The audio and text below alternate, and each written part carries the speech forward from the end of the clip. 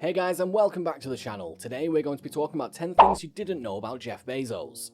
Before we start, I want you to hit that red subscribe button so that you never miss out on any of our videos. Let's get right into it. At number 10, his mother Jacqueline Bezos gave birth to him when she was a teenager. Jacqueline, then Jacqueline Jice Jorgensen, was barely 17 years old and a junior in high school when she gave birth to a son in 1964. At the time, her high school administrators told her she would not be permitted to finish her education there. After she was allowed to return under strict conditions, Jacqueline graduated and later divorced Bezos' biological father, Ted Jorgensen, after less than a year of marriage. Bezos was just a year old at the time. She struggled to make ends meet while working as a secretary and at one point didn't even have enough income to afford a phone. Determined to make life better for her and her son, Jacqueline enrolled in college classes with professors who permitted her to bring her infant along.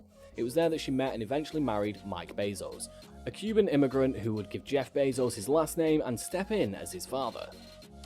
This.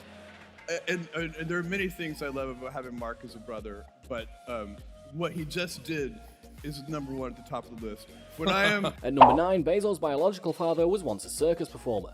According to the 2013 biography of Bezos by Brad Stone, The Everything Store, Jeff Bezos and the Age of Amazon, the now billionaire's biological father was a unicyclist and circus performer. When Stone tracked down Jorgensen to interview him for his biography, he had reportedly not seen his son in decades and hadn't realised he was his biological father. Jorgensen reached out to his son and the two made amends, with Bezos telling him he harboured no ill will towards Jorgensen at all, according to Stone. Product to sell online, came up with books for a bunch of reasons, but primarily because books are very unusual in one respect, and that is that there are more of them than there are products. At number 8, Bezos was interested in engineering as a child. When Bezos was a toddler, he reportedly felt he was too old to sleep in a cot and managed to take it apart with a screwdriver all by himself. By the time he entered high school, Bezos had transformed his home garage into a laboratory for his own inventions. So if you want to invent, if you want to innovate, failure is part and parcel with that. There's no escape from that. If I were to go At number 7, he started his first business when he was in high school. While he was in high school, Bezos launched his very first business, an educational summer camp for 9 to 12-year-olds called the Dream Institute. Bezos and his girlfriend at the time both worked at the camp and charged its 6 attendees $600 per person. Before starting the camp, Bezos also worked at McDonald's for a summer. At number 6, Bezos worked on Wall Street in the early 1990s. After graduating from Princeton University with a degree in computer science and electrical engineering, Bezos worked at several financial firms on Wall Street in New York. Bezos worked his way up to become D.E. Shaw's youngest vice president in 1990, but left 4 years later to launch an online bookstore. At number 5, Bezos founded Amazon in his garage. After launching a prototype of the Amazon website and asking 300 friends to beta test it, Bezos and a few early employees began developing software for the site in Bezos' garage. The space was so small that Bezos was forced to hold meetings at a local Barnes & Noble bookstore. The small team later expanded their operations and began working out of a 2-bedroom house.